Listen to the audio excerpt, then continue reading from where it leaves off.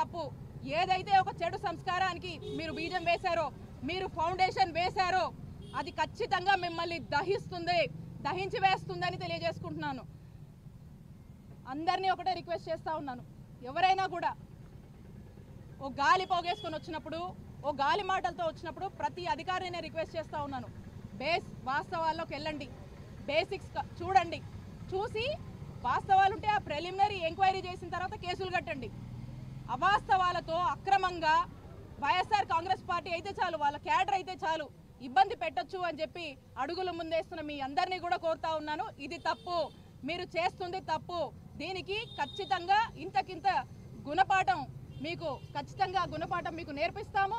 మేము చట్టం ముందు మిమ్మల్ని దోషులుగా నిలబెడతామని తెలియజేసుకుంటా ఉన్నాను. నాకు కానీ మా సిబ్బందికి కానీ ఈ ఇష్యూతో, ఈ గణేష్తో మాకు ఎటువంటి సంబంధాలు లేవు, ఈ కేసుతో మాకు ఎటువంటి సంబంధం లేదు.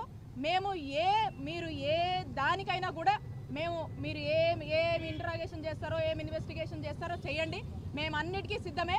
నేను ఎస్పీ గారిని ఒకటే కోరుతా ఉన్నాను, ఈరోజు కలిసి ఒక రిప్రజెంటేషన్ ఇచ్చి రిక్వెస్ట్ చేయడం జరిగింది. ఏంటంటే ట్రాన్స్పరెంట్గా ఈ కేసు మీద విచారణ జరపండి. మాకు అనుమానాలు ఉన్నాయి.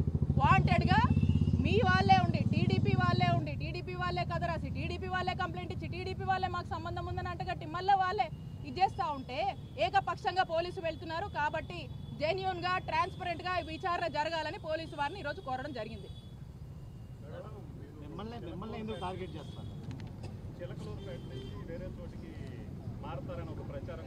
ఇప్పుడు వెళ్ళారు కదా ఒక కట్టు కదా, అది కూడా ఒక చక్కటి కట్టు కదా, ఏం పర్లేదు. పొద్దుకులు టార్గెట్ విడుదల రజని ఏదో విధంగా ప్రజల్లో అబాస్పాలు చేయాలి, డీఫేమ్ చేయాలి, ఏదో విధంగా జనంలో కన్ఫ్యూజన్ తీసుకురావాలి అని చెప్పేసి ఇలాంటివన్నీ చేస్తూ ఉన్నారు. నేను చెప్తా ఉన్నా, మా నాయకుడు జగన్మోహన్ రెడ్డి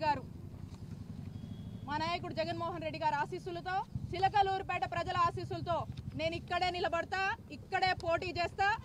భగవంతుడి ఆశీస్సులతో, ప్రజల ఆశీస్సులతో ఖచ్చితంగా వైఎస్ఆర్ కాంగ్రెస్ పార్టీని గెలిపించుకుంటామని తెలియజేసుకుంటాను.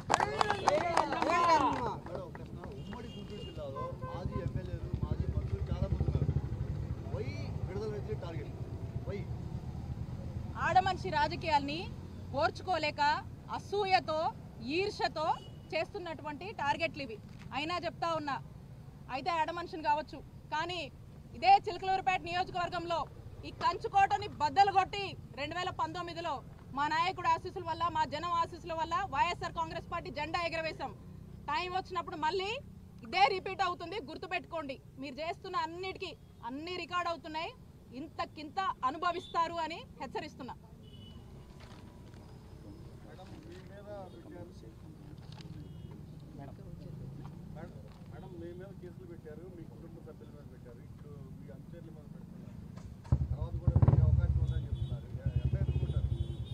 ఇప్పటికీ మీరు చూసినట్టయితే నా మీద 7 కేసులు పెట్టారు. 7 కేసులు పెట్టినా ధైర్యంగా దమ్ముగా తిరుగుతుంది, ఎక్కడా ఆగట్లేదు అని చెప్పి ఆఖరికి ఎస్సీ ఎస్టీ కేసు కూడా నా మీద పెట్టారు.